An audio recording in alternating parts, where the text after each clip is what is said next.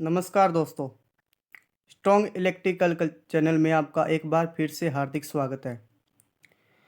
अपने डीआरडीओ को जो सीरीज चल रही थी 10 नंबर वीडियो है, बहुत ही मोस्ट इम्पोर्टेंट क्वेश्चन है। वीडियो को अंतिम तक जरूर देखना। आई होप आपको वीडियो ये पसंद आएगी। प्लीज़ पसंद आए तो वीडियो को लाइक ज़रूर कर दें और चैनल पर पहली बार जुड़े हैं तो चैनल को सब्सक्राइब कर दें। तो चलते हैं आज के पहले क्वेश्चन की तरफ। आज का पहला क्वेश्चन क्या कह रहा है? BIL का विस्तार क्या है? विस्तार क्या पूछ रहा है? फुल फॉर्म पूछ रहा है अपने से, ठीक है। तो दोस्तों पहला पहला ऑप्शन कह रहा है basic intermediate line, basic insulation level, border of intermediate line, band intermediate line, ठीक है। तो आपको बता दें बेसिक BIL का फुल फॉर्म होता है, वो क्या होता है? बेसिक इंसुलेशन लेवल, ठीक है। मतलब कि ऑप्शन नंबर सेकंड इसका राइट आंसर हो जाएगा। ये क्या करता है? इंसुलेशन का जो मान होता है ना, इंसुलेशन का मान आपको बता दें। इंसुलेशन का मान जो मतलब कितना मोटा इंसुलेशन लगेगा वो किस किस पर निर्भर करता है? वो वोल्टता पर निर्भर करता है, ठीक है। और धारावाहन क्षमता जो अलग की जो व्यास है वो उस पर निर्भर करती है, ठीक है। और आपको बता दें ऑप्शन नंबर सेकंड कह रहा है एक उपकरण है, उसकी संवेदनशीलता, ठीक है, उसकी इकाई या मात्रक क्या है? वोल्ट एम्पियर, वोल्ट प्रति ओम, एम्पियर प्रति सेकंड, ओम प्रति वोल्ट। आपको बता दें संवेदनशीलता या सुग्राह्यता, ठीक है, इसकी इकाई क्या होती है? वोल्ट प्रति ओम, है ना। एक और इकाई होती है, क्या होती है वो? प्रति एम्पियर, ठीक है। ये भी याद रखना, क्वेश्चन के अंदर पूछा जा सकता है, वोल्ट प्रति एम्पियर, ठीक है दोस्तों। अब एक और चीज़ बात बता दूं, जो सुग्राह्यता का मान है वोल्ट मीटर होता है ना, जो वोल्टेज नापता है, समांतर क्रम में संयोजित किया जाता है वोल्ट मीटर में, जिसमें क्या लोडिंग प्रभाव होता है, ठीक है। लोडिंग प्रभाव को कम करने के लिए, है ना, लोडिंग प्रभाव को कम करने के लिए सुग्राह्यता का मान क्या होना चाहिए? उच्च होना चाहिए, ठीक है दोस्तों। क्या होना चाहिए? उच्च होना चाहिए। वोल्ट मीटर में लोडिंग प्रभाव को कम करने के लिए सुग्राह्यता का मान उच्च होना चाहिए, ठीक है। क्वेश्चन नंबर 3 कह रहा है एक इंटीग्रेटिंग इंस्ट्रूमेंट है, ठीक है, इंटीग्रेटिंग प्रकार का, ठीक है। Ammeter, watt meter, ampere meter, volt meter. आपको बता दें जो इंटीग्रेटिंग प्रकार के होते हैं वो क्या होते हैं? जो घरों में अपने उपयोग करते हैं ना, ऊर्जा मीटर, ठीक है, वो इंटीग्रेटिंग प्रकार के होते हैं। मतलब कि ऑप्शन नंबर सी इसका राइट आंसर हो जाएगा, ठीक है। बचे एमीटर, वाट मीटर और वोल्ट मीटर। ये कौन से प्रकार के हैं?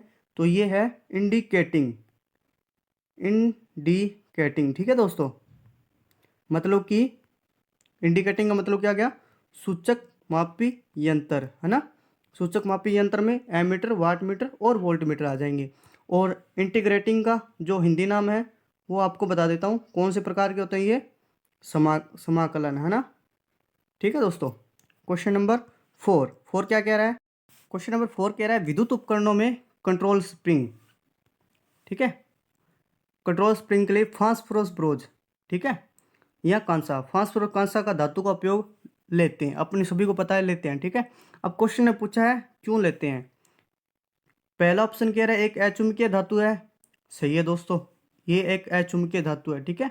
निम्न विशिष्ट प्रतिरोध होता है, ठीक है, इस धातु का, इसलिए इसका उपयोग दूसरी धातु की अपेक्षा इसका निम्न विशिष्ट प्रतिरोध एवं उच्च ताप गुणांक होता है, ठीक है, इसलिए इसका उपयोग लिया जाता है। मतलब कि जो ऑप्शन नंबर डी है वो यहाँ का राइट आंसर होने वाला है, ठीक है दोस्तों। विद्युत उपकरणों में, ठीक है, फास्फोरस ब्रोंज की दो धातु है, ये सभी गुण होते हैं अन्य धातुओं की अपेक्षा, इसलिए इसका उपयोग कहाँ किया जाता है? कंट्रोल स्प्रिंग बनाने के लिए, ठीक है दोस्तों। क्वेश्चन नंबर 5 कह रहा है विक्षेपण बला गुण उत्पादित करने वाला स्रोत को हटा देने पर संकेतक अपने शून्य स्थान पर वापिस आ जाता है, ठीक है। ऐसा किसकी वजह से होता है, ठीक है। अब ये दोस्तों कह रहा है विक्षेपण बल होता है। विक्षेपण बल ये कहता है डिफ्लेक्टिंग टॉर्क, है ना। क्या कहता है ये? इसकी जो डेफिनेशन वो क्या है? संकेतक है ना, संकेतक को शून्य स्थिति में, ठीक है, शून्य स्थिति में विक्षेप करवाता है, ठीक है दोस्तों, शून्य स्थिति में विक्षेप करवाता है, ठीक है। अब विक्षेप करवा दिया, अब विक्षेप ये हटा लेने पर जो संकेतक अपने शून्य मान वापिस आ जाता है उसको क्या बोलते हैं, नियंत्रण बलागुण। ठीक है, आपको बता दें जो नियंत्रण बलागुण होता है वो जो विश्लेषण है ना, विश्लेषण बलागुण के बल के विपरीत होता है। ठीक है दोस्तों, क्या होता है, विपरीत होता है। ठीक है, सी नंबर के ऑप्शन के अंदर अपने को दे रखा है क्वेश्चन नंबर 5 के अंदर अवमंदन बलागुण जो क्या करता है, दोलन को कम करने के लिए लिया जाता है। ठीक है, जो संकेतक अपना वाइब्रेट करता है उसको कम करने के लिए अवमंदन बलागुण का उपयोग किया जाता है। ठीक है, क्वेश्चन नंबर 6 कह रहा है, क्वेश्चन नंबर 6 कह रहा है संकेतक उपकरण की विश्लेषण विक्षेपण आघूर्ण किसके द्वारा उत्पन्न की जाती है, नाप जोखा मात्रा, ठीक है, कमानी, डैम्पिंग व्यवस्था, गतिशील प्रणाली से जुड़े भार।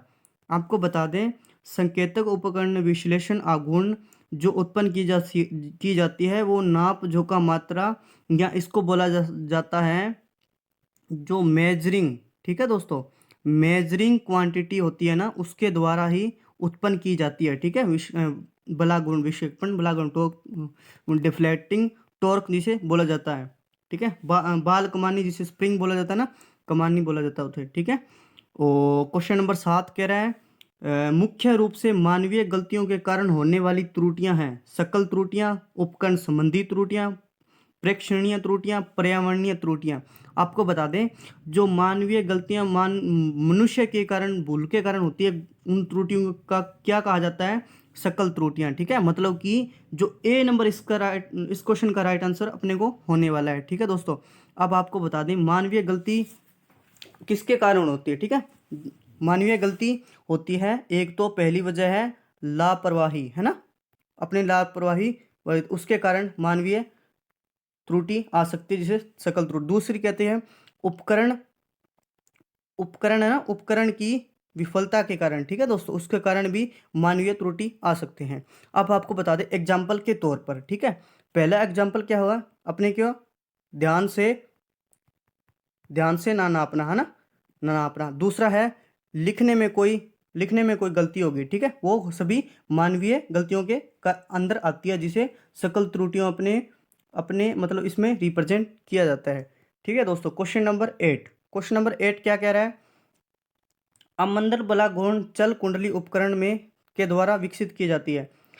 बोल रहा है चल कुंडली है ना, चल कुंडली उपकरण है, मतलब कुंडली तो चल रही है। क्या पूछ रहा है, permanent magnet moving coil, moving coil चल कुंडली। ठीक है, मूविंग का क्वाइल घूम रही है। ठीक है, उपकरण ने विकसित अवमंदन बलागुण दो डैम्पिंग टॉर्क अवमंदन बलागुण डिफ्लेक्टिंग वो होता है ना जिसको कि अवमंदन, वो कौन सी इसमें प्रयोग में लेते हैं, भंवर धारा, ताम्रशक्ति, द्रव घर्षण, गुरुत्वाकर्षण। आपको बता दें जो PMMC permanent magnet moving coil होता है आप सभी को पता होगा, उसके अंदर एडी करंट या भंवर धारा डिफ्लेक्ट अवमंदन बलागुण का उपयोग किया जाता है। ठीक है, आपको दो चार बातें और बता देता हूँ PMMC की, आपका रिवीजन हो जाएगा। Permanent moving permanent magnet moving coil चल कुंडली उपकरण है जो केवल DC सप्लाई पर वर्क करता है। ठीक है, DC सप्लाई पर वर्क करता है ना, और जो इसका विक्षेपण टॉर्क होता है ना वो क्या है, धारा के समानुपाती होता है। ठीक है दोस्तों, धारा के समानुपाती होता है। अब दोस्तों बता दें, अब आपको एक चीज बता दें, यदि यदि मीटर के अंदर अवमंदन बलागुण डैम्पिंग टॉर्क, ठीक है, अवमंदन बलागुण इसको अवमंदन बलागुण या डैम्पिंग टॉर्क, डैम्पिंग टॉर्क की व्यवस्था अगर इसमें नहीं की जाए, ठीक है, मतलब इसमें डैम्पिंग टॉर्क नहीं लगाया जाए तो इसका संकेतक का जो पाठ्यांक है, ठीक है, संकेतक का जो पाठ्यांक है वो क्या बाएं से जो संकेतक पाठ्यांक है जो मतलब इसका जो संकेतक है वो वाइब्रेट करेगा ऐसे। ठीक है, और जिससे कारण जो सही अपनी रीडिंग नहीं ली जाएगी। ठीक है, तो किसी मीटर के अंदर अवमंदन बलागुण के अंदर का अवमंदन डैम्पिंग टॉर्क होना आवश्यक है, अन्यथा रीडिंग सही नहीं आएगी। ठीक है, क्वेश्चन नंबर 9, क्वेश्चन नंबर 9 कह रहा है किसी चलायमान आयरन, ठीक है, क्या है चलायमान आयरन, मतलब कि परमानेंट मैग्नेट मूविंग आयरन। ठीक है, मूविंग आयरन, चलायमान आयरन, ठीक है, लोहा। अब उपकरण में निम्न में से कौन सी त्रुटियां होती है, हिस्टेरेसिस त्रुटि, तापमान त्रुटि, स्ट्रे चुंबकीय त्रुटि, आवर्ती त्रुटि। आपको बता दें जो परमानेंट मैग्नेट मूविंग कॉइल होता है उनमें ये सभी प्रकार की त्रुटियां होती है। ठीक है, तो इस क्वेश्चन का राइट आंसर ई नंबर ऑप्शन हो जाएगा। ठीक है दोस्तों, याद लिख लेना, कई बार एग्जाम के अंदर ये पूछा जा चुका है क्वेश्चन। अब आपको बता देते हैं कुछ बातें। ठीक है, परमानेंट मैग्नेट आपका रिवीजन हो जाएगा इसके साथ से, और परमानेंट मैग्नेट मूविंग कॉइल का जो पैमाना, ठीक है, पैमाना रैखिक होता है या अरैखिक होता है। ठीक है, तो आपको बता दें अरैखिक होता है। ठीक है, इसका पैमाना है ना, अरैखिक पैमाना होता है। और इसमें जो अवमंदन प्रणाली, डैम्पिंग टॉर्क, वो कौन सी उपयोग में लेते हैं, तो आपको बता दें वायु घर्षण अवमंदन प्रणाली इसमें उपयोग में ली जाती है। ठीक है दोस्तों, अब बढ़ते हैं क्वेश्चन नंबर 10 की तरफ। क्वेश्चन नंबर 10 कह रहा है एक एमीटर की रेंज को बढ़ाने में उपयोग किए जाने वाले शंट होना चाहिए। ठीक है, पैरेलल में लगा एक उच्च प्रतिरोध, पैरेलल में लगा एक निम्न प्रतिरोध, सीरीज में लगा उच्च प्रतिरोध, सीरीज में लगा एक निम्न प्रतिरोध। आपको बता दें एमीटर है ना, एमीटर की रेंज को बढ़ाने के लिए इसके समांतर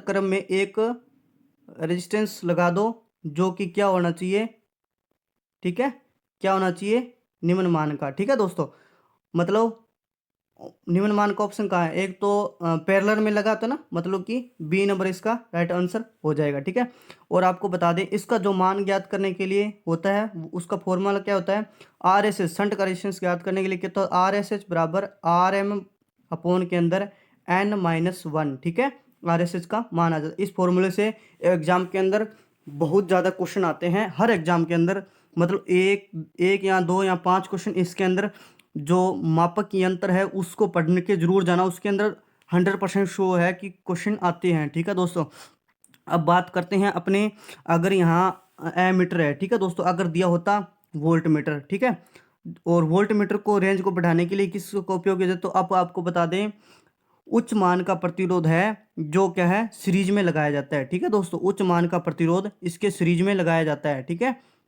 तो ऑप्शन नंबर क्या है, सीरीज में लगा उच्च प्रतिरोध, सी नंबर इसका राइट आंसर हो जाता, किसके लिए, वोल्ट मीटर के लिए, बट अपने को पूछा एमीटर, तो ऑप्शन नंबर बी इसका राइट आंसर होगा। ठीक है, और आपको बता दें अगर इसका मान ज्ञात करने के लिए क्या फॉर्मूला उपयोग में करते हैं, आर एस सी सीरीज का रेजिस्टेंस, आर एम क्या होता है, n-1। ठीक है दोस्तों, और वीडियो अच्छी लगे तो प्लीज़ लाइक कर दें, चैनल पर पहली बार जुड़े हैं तो चैनल को सब्सक्राइब कर दें। क्वेश्चन नंबर 11 कह रहा है एक आदर्श वोल्टमीटर का प्रतिरोध होता है। ठीक है, एक आदर्श वोल्टमीटर का प्रतिरोध होता है, आपको बता दें आदर्श वोल्टमीटर है ना, उसका प्रतिरोध क्या होता है, अनंत होता है। ठीक है दोस्तों, तो इस क्वेश्चन का राइट आंसर क्या हो जाएगा, सी नंबर ऑप्शन अनंत।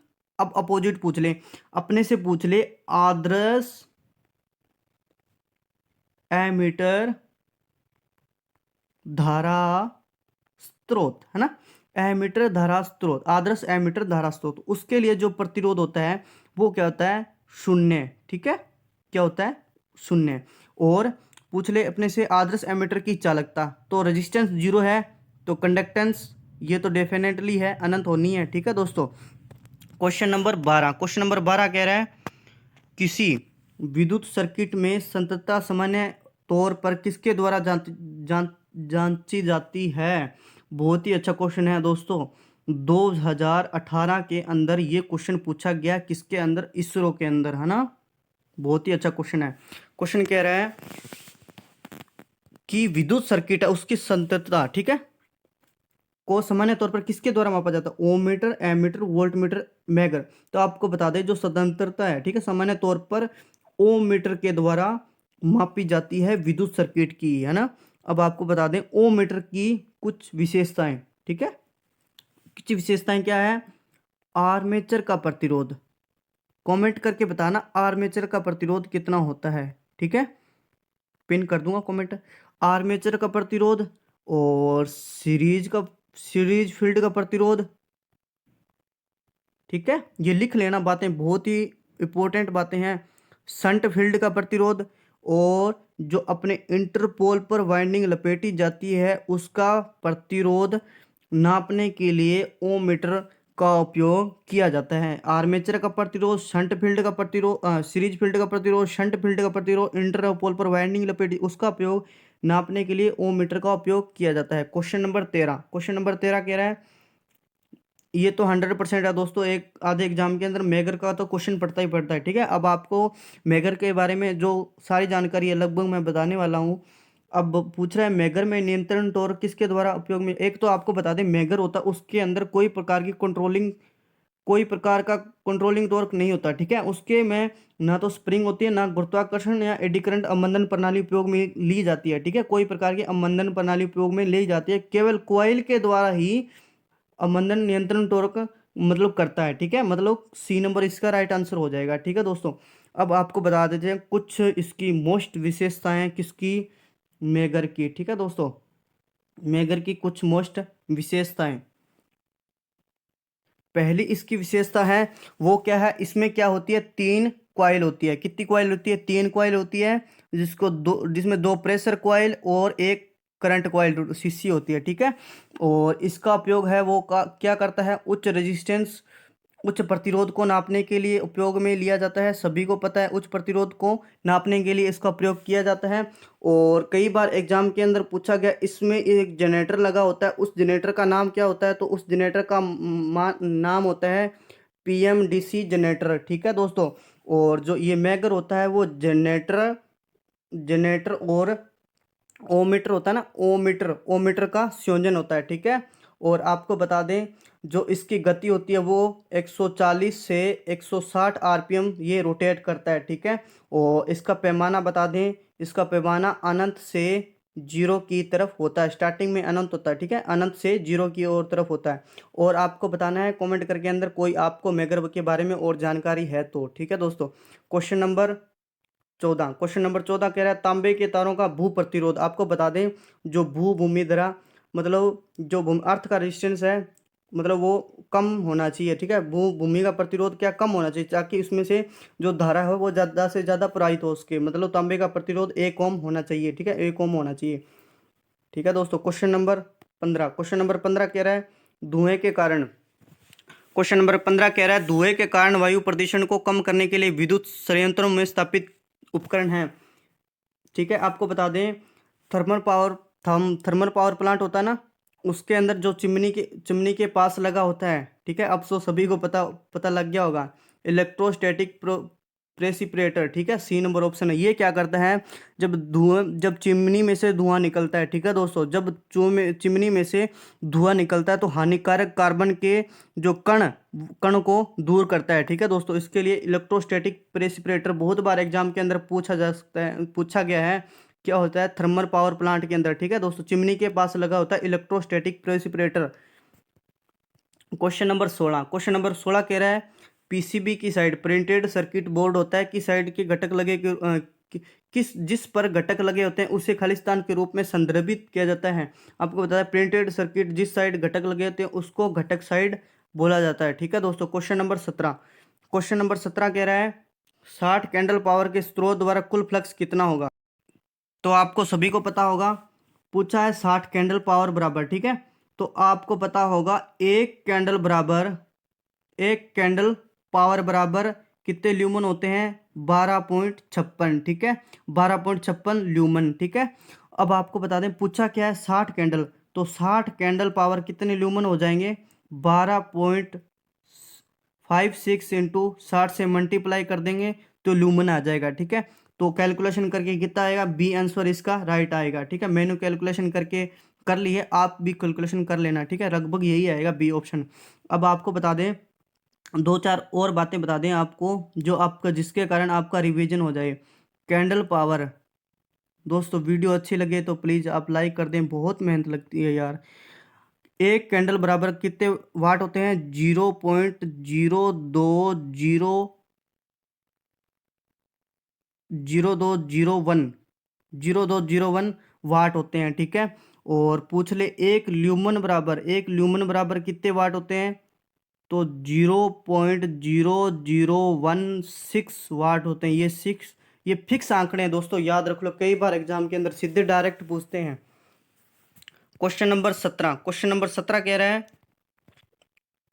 कौन सी वायरिंग में टू वे स्विच का उपयोग लिया जाता है, ठीक है। आपको बता दें स्टेक केयर वायर्स होते हैं, सीढ़ियों की वायरिंग में टू वे स्विच का उपयोग किया जाता है, ठीक है। इसमें क्या होता है, टू वे स्विच में सभी को पता होगा एक बल्ब होता है, एक बल्ब होता है जो कि दो जगह से नियंत्रण करते हैं, ठीक है दोस्तों। सीढ़ियों के ऊपर से भी और नीचे से भी बंद चालू कर सकते हैं, ठीक है। जिन्हें हम क्या कहते हैं, जिन्हें की सभी को पता है, जिन्हें हम क्या बोलते हैं, जिन्हें की वायरिंग, ठीक है दोस्तों। कई बार एग्जाम के अंदर पूछे गए हैं ये वाले क्वेश्चन। और क्वेश्चन नंबर 19 बहुत ही अच्छा क्वेश्चन है। क्वेश्चन नंबर 19 कह रहा है एलईडी। आपको कमेंट करके बताना है कि एलईडी की फुल फॉर्म क्या होती है, पूरा नाम क्या होता है। एलईडी से निकलने वाली रोशनी खालिस्तान पर निर्भर करती है प्रयुक्त अर्धचालक पदार्थ के प्रकार पर, प्रयुक्त झुकाव के प्रकार, इनपुट सिग्नल इलेक्ट्रॉन के प्रवाह पर। आपको बता दें जो एलईडी होती है अपने घर में यूज करते हैं, जिसकी रोशनी अपने देखते हैं कई बार लाल होती है, कई बार अपने को पीली दिखाई देती है, कई बार ऑरेंज दिखाई देती है, ठीक है। उसमें क्या होती है, जो उसमें जो अचालक पदार्थ अर्धचालक पदार्थ भरे होते हैं ना, उसकी वजह से होता है। अलग अलग अर्धचालक उसमें पदार्थ भरे होते हैं, इसके कारण उसका रंग भिन्न भिन्न होता है, ठीक है। मतलब कि ए नंबर इसका राइट आंसर होने वाला है, ठीक है। तो इसका राइट आंसर क्या होगा, ए नंबर, ठीक है। अब आपको बता दें उदाहरण के तौर पर अपने इसमें उपयोग में लेते हैं एल्यूमिनियम, ठीक है, गैलियम, इंडियम, ठीक है, और फास्फोरस, ठीक है। तो इसका रंग कैसा दिखाई देगा, लाल, लाल ऑरेंज, लाल ऑरेंज एंड पीला, ठीक है दोस्तों। और आपको बता दें जो एलईडी होती है वो 4 रंगों से बनाई जाती है, ठीक है। ये भी एग्जाम के अंदर पूछा जा सकता है। एग्जाम के अंदर क्या पूछा जाएगा, एलईडी कितने रंगों तक बनाई जाती है, 4 रंगों की बनाई जाती है। क्वेश्चन नंबर आज का अंतिम क्वेश्चन, क्वेश्चन नंबर 20 कह रहा है एससीआर को होल्डिंग करंट, एससीआर में होल्डिंग करंट क्या होती है। एससीआर को ऑन रखने के लिए एनोड करंट का न्यूनतम मान, एससीआर को ऑन रखने के लिए एनोड करंट का अधिकतम मान, एससीआर को ऑन रखने के लिए एनोड करंट का अधिकतम मान, ऑफ रखने के लिए एससीआर को ऑफ रखने के लिए एनोड का अधिकतम मान, ठीक है। तो आपको बता दें जो एससीआर में होल्डिंग करंट होती है वो क्या होती है, एससीआर को ऑन रखने के लिए एनोड करंट का जो न्यूनतम मान होता है ना, न्यूनतम मान वो क्या हो, होल्डिंग करंट कहलाती है, ठीक है। मतलब कि इसका 20 नंबर का जो राइट आंसर होने वाला है वो क्या है, ए नंबर ऑप्शन, ठीक है दोस्तों। तो यहाँ तक वीडियो देखने के लिए आपका बहुत बहुत धन्यवाद। प्लीज़ दोस्तों इसे एक व्हाट्सएप ग्रुप या टेलीग्राम ग्रुप में इसे ज़रूर शेयर कर दें, आपसे हाथ जोड़कर विनती है। तो आज के लिए इतना ही, धन्यवाद।